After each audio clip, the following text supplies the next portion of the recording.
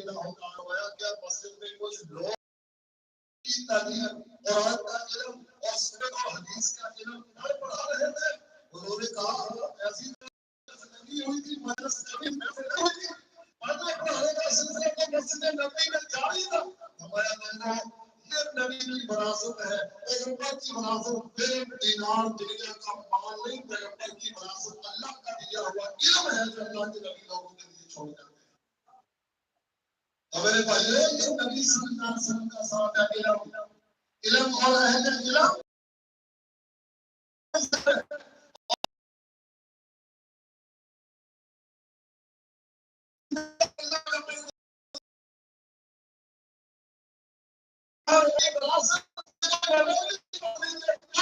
سب سے بڑی دولت ہے.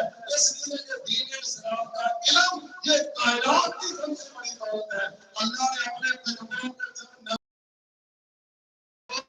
انہیں سواری دیا, انہیں زمین, انہیں مربی, انہیں پیٹھیاں اور انہیں عالی شان دنیا کا مال اور زیور چاندی اللہ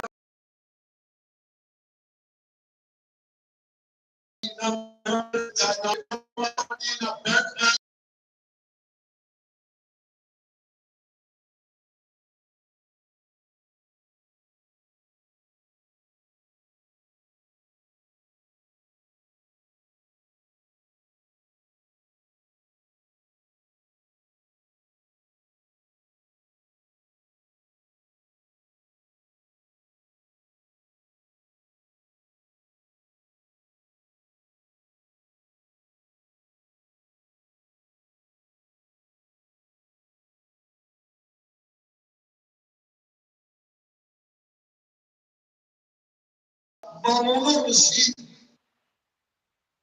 اس کے دو بیٹے پڑھتے تھے ان کے پاس. امام فلاح اللہ کے امام تھے, عربی گرامر کے امام تھے. جب وہ کسی کام کے لیے اٹھے تو وقت کے میروں میں خلیفہ المسلمین دونوں بیٹے دعوت کر گئے. ایک نے کہا استاد محترم شیخ القاسم کا جھوٹا میں اٹھاؤں گا, دوسرے نے کہا میں اٹھاؤں گا. دونوں میں جھگڑا ہو گیا. فیصلہ یہ ہوا کہ ایک جوتا تو اٹھا کے شیخ محترم کے آگے رکھ دے اور ایک جوتا میں اٹھا کر شیخ محترم کے آگے قریب رکھ دیتا ہوں. شیخ محترم استاد مکرم یہ جوتا پہنیں گے, اپنی کسی حاجت کے لیے نکلیں گے, جائز کیا کسی آدمی نے جاتا وطن کے ویروں کو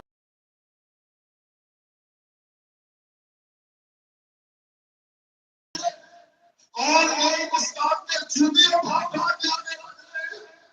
وہ مدد کے سربراہ اور مملکت کے سربراہ حاکم اور امیر المومنین کے بیٹے اور خلیفۃ المسلمین کے بچے وہ ایک عام بندے کی خدمت کر رہے ہیں. انہوں نے امام فلاح کو بلایا دربار حکومت میں اور دربار حکومت میں بلا کر پوچھا حضرت ایک سوال ہے جواب چاہیے.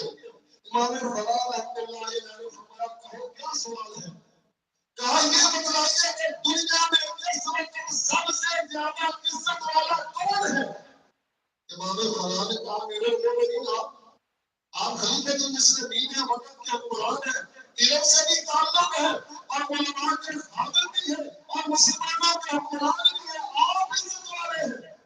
مامون الرشید نے مسکرا کر جواب دیا, کہا حضرت میرے سوال کا یہ جواب ٹھیک نہیں ہے.